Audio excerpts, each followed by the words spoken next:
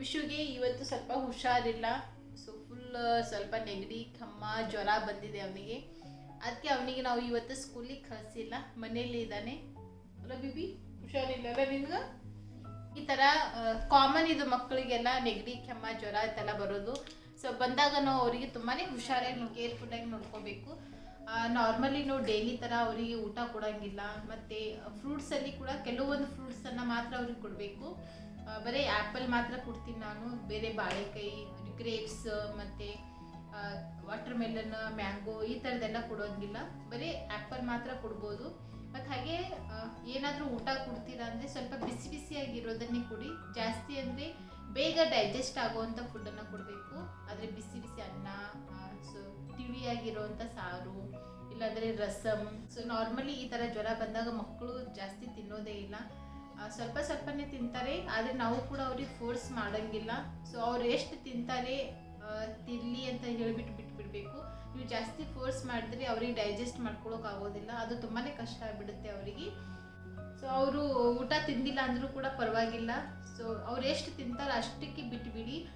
ಅವಾಗ ಮತ್ತೆ ಇನ್ನೂ ಒಂದು 1 ಅವರ್ ಬಿಟ್ಟು ಮತ್ತೆ ಅವ್ರಿಗೆ ಬೇರೆ ಏನಾದರೂ ಮಾಡಿಕೊಡಿ, ಅಥವಾ ಆ್ಯಪಲ್ ಅದು ಇದು ಕಟ್ ಮಾಡಿಕೊಟ್ರೆ ಸೊ ಅವ್ರಿಗೆ ಕೂಡ ಚೆನ್ನಾಗಿರುತ್ತೆ. ಸೊ ವಿಶು ಕೂಡ ಅಷ್ಟೇ, ಅವನಿಗೆ ಕೂಡ ಜ್ವರ ಬಂದಾಗ ಅವನು ಜಾಸ್ತಿ ಅಷ್ಟೊಂದೇನು ಊಟ ಮಾಡೋದಿಲ್ಲ, ತುಂಬಾ ಲೈಟಾಗಿ ಮತ್ತು ಕಡಿಮೆನೇ ಊಟ ಮಾಡ್ತಾನೆ. ಅದಕ್ಕೆ ನಾನು ಅವನಿಗೆ ಒಂದೊಂದು ಅವರಿಗೆ ಒಂಥರ ಏನಾದರೂ ಡಿಫ್ರೆಂಟಾಗಿ ಮಾಡಿಕೊಡ್ತಾ ಇರ್ತೀನಿ. ಸೊ ಇವಾಗ ಬೆಳಿಗ್ಗೆ ಇಡ್ಲಿ ಮಾಡಿಕೊಟ್ಟಿದ್ದೆ ಅವನಿಗೆ. ಇಡ್ಲಿ ಅಷ್ಟೊಂದೇನು ಇಷ್ಟಪಡಲಿಲ್ಲ. ಆಮೇಲೆ ನಾನು ಸ್ವಲ್ಪ ಕಡಿಮೆ ಆಯಿಲ್ ಹಾಕಿಬಿಟ್ಟು ದೋಸೆ ಮಾಡಿಕೊಟ್ಟೆ. ಸೊ ದೋಸೆ ತಿಂದಿದ್ದಾನೆ. ದೋಸೆ ತಿಂದ್ಬಿಟ್ಟು ಇವಾಗ ಸಿರಪ್ ಕುಡಿಸಿ ಮಲಗಿಸಿದ್ದೆ. ಇವಾಗ ಮನ್ಕೊಂಡೇದು ಬಂದು ಆಮೇಲೆ ಇವಾಗ ನಾನು ಆ್ಯಪಲ್ ಕೂಡ ಕಟ್ ಮಾಡಿಕೊಡ್ತೀನಿ, ಸ್ವಲ್ಪ ಆ್ಯಪಲ್ ತಿಂತಾನೆ. ಹಾಗೆ ನಾನು ಗ್ಯಾಸ್ ಮೇಲೆ ಕಷಾಯ ಕೂಡ ಕುದಿಸೋದಕ್ಕೆ ಇಟ್ಟಿದ್ದೀನಿ. ಸೊ ಈ ಥರ ಜ್ವರ ಬಂದಾಗ ಅವ್ರನ್ನ ಮಕ್ಕಳಿಗೇನೋ ಸಿರಪ್ ಜೊತೆ ಈ ಥರ ಕಷಾಯ ಮಾಡಿಕೊಟ್ರೆ ಅವ್ರಿಗೆ ಬೇಗನೆ ಜ್ವರ ಕಡಿಮೆ ಆಗುತ್ತೆ. ಕಷಾಯ ಅಂದರೆ ತುಂಬಾ ಒಳ್ಳೆಯದಿದ್ದು, ಮಕ್ಕಳಿಂದ ದೊಡ್ಡವರಿವರೆಗೂ ಎಲ್ಲರೂ ಕೂಡ ಕುಡಿಬೋದು. ಸೊ ನಾನು ಕಷಾಯ ಹೇಗೆ ಮಾಡ್ತೀನಿ ಅದ್ರದ್ದು ರೆಸಿಪಿನ ನಿಮ್ಮ ಜೊತೆ ಶೇರ್ ಮಾಡ್ಕೋತೀನಿ. ವಿಶು ತುಂಬಾ ಸೆನ್ಸಿಟಿವ್ ಇದ್ದಾನೆ. ಅವನಿಗೆ ಸ್ವಲ್ಪ ಫುಡ್ಡಲ್ಲಿ ಏನು ಚೇಂಜಸ್ ಆದರೆ, ಅಥವಾ ಬಿಸಿಲು ಜಾಸ್ತಿ ಆದರೆ, ಹಾಗೆ ಏನಾದರೂ ಡಸ್ಟ್ ಅಲರ್ಜಿ ಆ ಥರ ಆದರೆ ಅವನಿಗೆ ಪದೇ ಈ ಥರ ಕೆಮ್ಮು ನೆಗಡಿ ಬರ್ತಾನೆ ಇರುತ್ತೆ. ಈ ಥರ ಇನ್ಫೆಕ್ಷನ್ ಆದರೆ ಸ್ಕೂಲಿಗೆ ಕಳ್ಸೋಂಗಿಲ್ಲ, ಮನೆಯಲ್ಲೇ ಇಟ್ಕೋಬೇಕು, ಇಲ್ಲಾಂದರೆ ಬೇರೆ ಮಕ್ಕಳಿಗೆಲ್ಲ ಇನ್ಫೆಕ್ಷನ್ ಆಗಿಬಿಡುತ್ತೆ. ಸೊ ಅದಕ್ಕೆ ನಾನು ಅವನಿಗೆ ಇವತ್ತು ಸ್ಕೂಲಿಗೆ ಕಳಿಸ್ಲಿಲ್ಲ, ಮನೆಯಲ್ಲಿ ಇದ್ದಾನೆ. ತುಂಬಾ ಗಲಾಟೆ ಮಾಡ್ತಾ ಇದ್ದಾನೆ ಅವನು, ವಿಡಿಯೋ ಕೂಡ ಮಾಡೋದಕ್ಕೆ ಬಿಡ್ತಾ ಇಲ್ಲ ಅಲ್ಲ ವಿಶು? ಅವನು ಮನ್ಕೊಂಡಿದ್ದಾನೆ ಅಂತ ಹೇಳಿಬಿಟ್ಟು ನಾನು ಇವಾಗ ವಿಡಿಯೋ ಮಾಡ್ತಾ ಇದ್ದೆ. ಸೊ ಸ್ಲೋಲಿ ಬಂದಿದ್ದಾನೆ, ಬಂದ್ಬಿಟ್ಟು ಒಮ್ಮೆ ಬೌ ಮಾಡಿದ್ದಾನೆ. ಸೊ ಇವತ್ತು ಕಾಮನ್ ಇದು ನೆಗಡಿ ಕೆಮ್ಮ ಜ್ವರ. ತುಂಬಾ ಅಂಜಿಬಿಟ್ಟೆ ನಾನಂತೂ ಅಲ್ಲ ವಿಶು? ನೀವು ಅನ್ಕೊಂಡಿದ್ದು ಮಾಡಿದ್ದೆ ನಾನು ಬಂದಿದ್ಯಾ ನೋಡಿ, ಬಂದು ಹೈಡ ಮಾಡಿದ್ದಾನೆ. ಆಮೇಲೆ ಜೋರಾಗಿ ಟೆನ್ಷನ್ ಬೌಕ್ ಮಾಡ್ದ. ಎಷ್ಟು ಭಯ ಆಗಿತ್ತಂದ್ರೆ ಮನೆಯಲ್ಲಿ ನಾನು ವಿಶು ಇಬ್ಬರೇ ಇದ್ದೀವಿ. ಸೊ ಈ ಥರ ಸೌಂಡ್ ಬಂದಾಗ ಸಖತ್ ಭಯ ಆಗುತ್ತೆ. ಇವಾಗ ಗ್ಯಾಸ್ ಮೇಲೆ ಕಷಾಯ ಇಟ್ಟಿದ್ದೀನಿ, ಹಾಗೆ ನೀರು ಕೂಡ ಬಿಸಿಗೆ ಇಟ್ಟಿದ್ದೆ. ಕಷಾಯ ಮಾಡೋದಕ್ಕೆ ನಾನು ಏನೇನು ತೊಗೊಂಡಿದ್ದೀನಿ ಅಂತ ಹೇಳ್ತೀನಿ. ಒಂದು 5 ರಿಂದ 6 ಫ್ರೆಶ್ ಆಗಿರೋವಂಥ ತುಳಸಿ ಎಲೆ, ಒಂದು ಅರ್ಧ ಟೀ ಸ್ಪೂನಷ್ಟು ಅರಿಶಿನ, ಒಂದು ಅರ್ಧ ಟೀ ಸ್ಪೂನ್ ಜೀರಿಗೆ, ಹಾಗೆ ಒಂದು ಅರ್ಧ ಇಂಚಷ್ಟು ಶುಂಠಿನ ನಾನು ಜಜ್ಜಿಟ್ಕೊಂಡಿದ್ದೀನಿ. ಒಂದು ಪಲಾವ್ ಎಲೆ, 1-2 ಇಂಚು ಚಕ್ಕೆ, 1-2 ಲವಂಗ, 1 ಏಲಕ್ಕಿ ಮತ್ತು 5 ಕಾಳು ಮೆಣಸನ್ನು ತೊಗೊಂಡಿದ್ದೀನಿ. ಕಾಳು ಮೆಣಸು ಬದಲಾಗಿ ನೀವು ಇದಕ್ಕೆ ಒಂದು ಸ್ವಲ್ಪ ಕಾಳು ಮೆಣಸಿನ ಪುಡಿ ಕೂಡ ಹಾಕೋಬೋದು. ತುಂಬ ಚಿಕ್ಕ ಮಕ್ಕಳಿಗೆ ನೀವು ಈ ಕಷಾಯನ ಮಾಡ್ತಾ ಇದ್ದೀರಾ ಅಂದರೆ ಸೊ ಕಾಳು ಮೆಣಸನ್ನೇ ಹಾಕಿ ಪುಡಿ ಹಾಕೊಳ್ಳೋದಕ್ಕೆ ಹೋಗಬೇಡಿ, ಇಲ್ಲಾಂದರೆ ತುಂಬಾ ಖಾರ ಆಗಿಬಿಡುತ್ತೆ. ಗ್ಯಾಸ್ ಮೇಲೆ ನೀರು ಚೆನ್ನಾಗಿ ಕುದೀತಾ ಇದೆ. ನಾನಿಲ್ಲಿ 1 ಗ್ಲಾಸ್ ಅಷ್ಟು ನೀರನ್ನು ಹಾಕಿದ್ದೀನಿ. ಇವಾಗ ಇದಕ್ಕೆ ಅರಿಶಿನ, ಶುಂಠಿ, ಪಲಾವ್ ಎಲೆ, ಮಸಾಲ ಐಟಮ್ಸ್ ಮತ್ತು ಜೀರಿಗೆ ಹಾಕೊಳ್ಳೋಣ. ಹಾಗೆ ತುಳಸಿ ಎಲೆನ ನಾನು ಹಾಗೆ ಹಾಕೋಕ್ಕಿಂತ ಸ್ವಲ್ಪ ಕೈಯಿಂದ ಈ ರೀತಿ ಮುರಿದ್ಬಿಟ್ಟು ಹಾಕೋತೀನಿ. ಸೊ ಇದ್ರದ್ದು ರಸ ಎಲ್ಲ ನೀರಲ್ಲಿ ಚೆನ್ನಾಗಿ ಬಿಟ್ಕೊಳ್ಳುತ್ತೆ. ಒಂದು ಸತಿ ಸ್ಪೂನಿಂದ ಈ ರೀತಿ ಮಿಕ್ಸ್ ಮಾಡ್ಕೊಳ್ಳೋಣ. ಇವಾಗ ಇದನ್ನು ಚೆನ್ನಾಗಿ ಕುದಿಯೋದಕ್ಕೆ ಬಿಡಬೇಕು. ಒಂದು 5 ರಿಂದ 10 ನಿಮಿಷ ಚೆನ್ನಾಗಿ ಕುದಿಸ್ಕೊಳ್ಳೋಣ. ಕುತ್ತಕ್ಕಿಷ್ಟಂದ್ರೆ ಇದು ನೀರಿನ ಕ್ವಾಂಟಿಟಿ ಏನಿದೆ ಅದನ್ನು ಒಂದು ಗ್ಲಾಸ್ ಅಷ್ಟು ಆಗಬೇಕು. ಚಿಕ್ಕ ಗ್ಲಾಸಲ್ಲಿ ಒಂದು ಗ್ಲಾಸ್ ಅಷ್ಟು ನೀರಿನ ಕ್ವಾಂಟಿಟಿ ಆಗೋವರೆಗೂ ಇದನ್ನು ಚೆನ್ನಾಗಿ ಕುದಿಸ್ಕೊಳ್ಳೋಣ. ನೋಡಿ ಕಷಾಯ ಎಲ್ಲ ಚೆನ್ನಾಗಿ ಕುದ್ದಿದೆ. ಆಲ್ಮೋಸ್ಟ್ ಅರ್ಧ ಆಗಿದೆ. ಇದು ನಾವು ಒಂದು ಗ್ಲಾಸ್ ಅಷ್ಟು ಹಾಕಿದ್ದೆ, ಫುಲ್ ಅರ್ಧ ಲೋಟಕ್ಕಿಂತಲೂ ಕಡಿಮೆ ಆಗಿಬಿಟ್ಟಿದೆ ಇವಾಗ ಕುದ್ದಿ. ಇವಾಗ ನಾನು ಗ್ಯಾಸ್ ಆಫ್ ಮಾಡಿಕೊಂಡು ಇದು ಆರಿದ ಮೇಲೆ ನಾನು ಅವನಿಗೆ ಕುಡಿಸ್ತೀನಿ.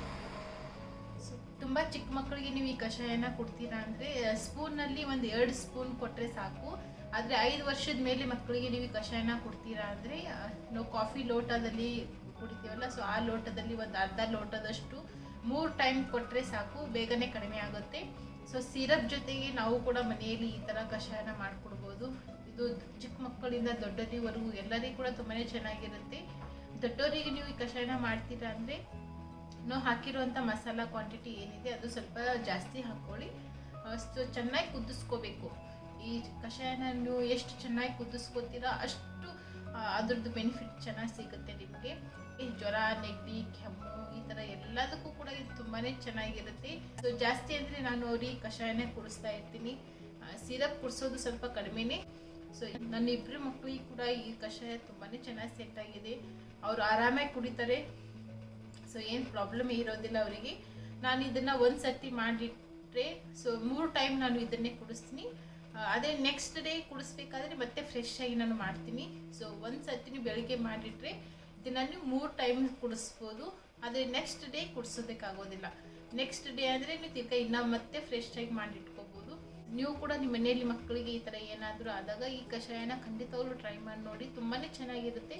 ದೊಡ್ಡೋರಿಗೆ ಕೂಡ ನೀವು ಇದನ್ನು ಮಾಡಿಕೊಡ್ಬೋದು. ಬಿಸಿ ಇದೆ. ಇದು ಸ್ವಲ್ಪ ಆರಿದ ಮೇಲೆ ನಾವು ಇದನ್ನು ಈ ರೀತಿ ಚಾಳಣಿಯಲ್ಲಿ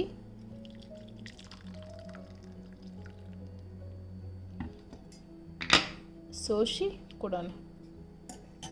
ವಿಷುಗೆ ನಾನು ಎಷ್ಟು ಕುಡಿಸ್ತೀನಿ. ಆಲ್ಮೋಸ್ಟ್ ಕಷಾಯ ರೆಡಿ ಆಗಿದೆ. ಚೆನ್ನಾಗಿ ಇದನ್ನು ಕುದಿಸ್ಕೊಂಡಿದ್ದೀನಿ. ಸೊ ವಿಷುಗೆ ನಾನು ಈ ಕಾಫಿ ಲೋಟದಲ್ಲಿ ಒಂದು ಅರ್ಧ ಲೋಟದಷ್ಟು ಕುಡಿಸ್ತೀನಿ.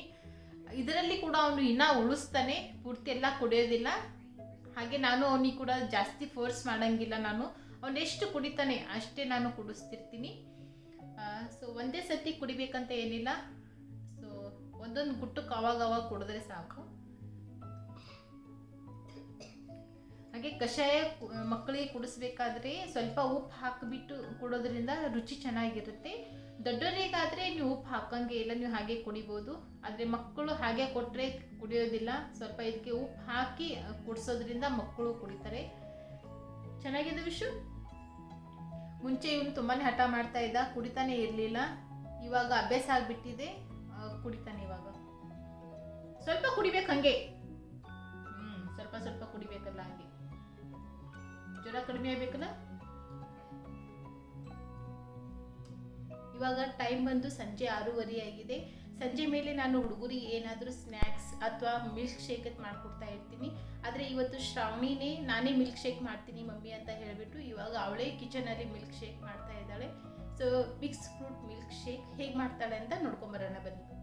For this recipe, you need strawberries, how much ever you like, bananas, grapes, dried nuts, vanilla ice cream, honey, and milk. In a mixer jar, I'm going to take dried nuts, and you can choose whatever dried nuts you want. Next, I'm going to add the fruit. I got strawberries, a banana, and grapes. Grapes are optional, but they make it taste really.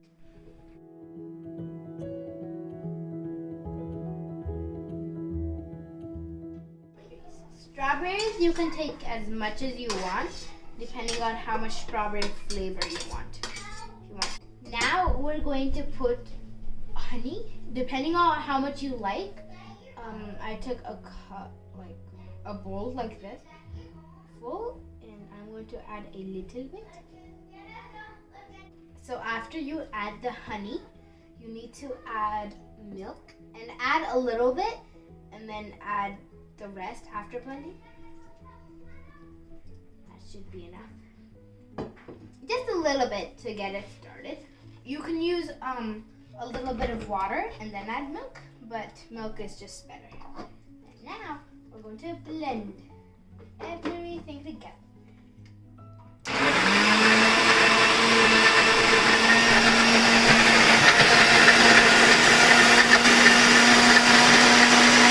To stop it to make sure it's blending correctly. There's still some strawberry right here. So it's pretty thick right now. So I want to add more milk.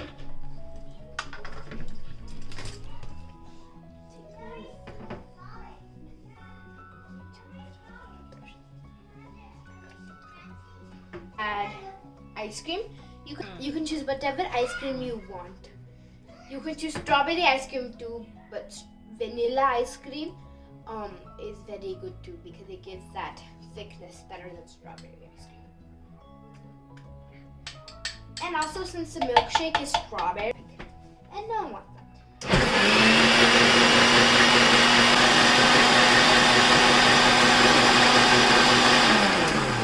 So after you make sure it's enough sweet or you want to add more fruit, after it's done, it's going to be light pink like mine, or if you added more strawberries, it's going to be a darker pink or maybe red. Taking it off. And I'm going to show you the thickness. It shouldn't be so thick, but it shouldn't be like so watery. It's not that thick. So our smoothie's done. It looks great. I'm going to pour it into this.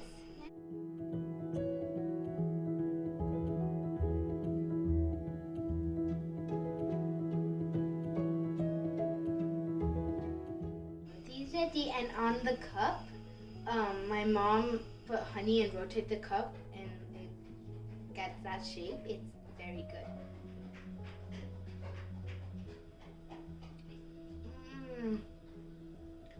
Super. ಈ ವಿಡಿಯೋನ ನಾನು ಇವತ್ತು ಇಲ್ಲಿಗೆ end ಮಾಡ್ತೀನಿ. Video ನಿಮ್ಗೆ ಹೇಗೆ ಅನಿಸ್ತದ್ರೆ ನನಗೆ ಕೆಳಗಡೆ ಕಮೆಂಟ್ ಸೆಕ್ಷನಲ್ಲಿ ತಿಳಿಸಿ. ಹಾಗೆ ನೀವು ಇನ್ನೊಂದು ಚಾನಲ್ಗೆ ಸಬ್ಸ್ಕ್ರೈಬ್ ಮಾಡ್ಕೊಂಡಿಲ್ಲ ಅಂದರೆ ಪ್ಲೀಸ್ ಇವಾಗೆ ಕೆಳಗಡೆ ಇರೋ ಸಬ್ಸ್ಕ್ರೈಬ್ ಬಟನ್ ಮೇಲೆ ಕ್ಲಿಕ್ ಮಾಡ್ಕೊಂಡು ಚಾನಲ್ಗೆ ಸಬ್ಸ್ಕ್ರೈಬ್ ಮಾಡ್ಕೊಳ್ಳಿ. ಹಾಗೆ ಈ ವಿಡಿಯೋ ಇಷ್ಟ ಆಗಿದೆ ಒಂದು ಲೈಕ್ ಮಾಡಿ. ಮತ್ತೆ ನಾನು ನೆಕ್ಸ್ಟ್ ವಿಡಿಯೋಲಿ ಸಿಗ್ತೀನಿ. Thank you so much for watching this video.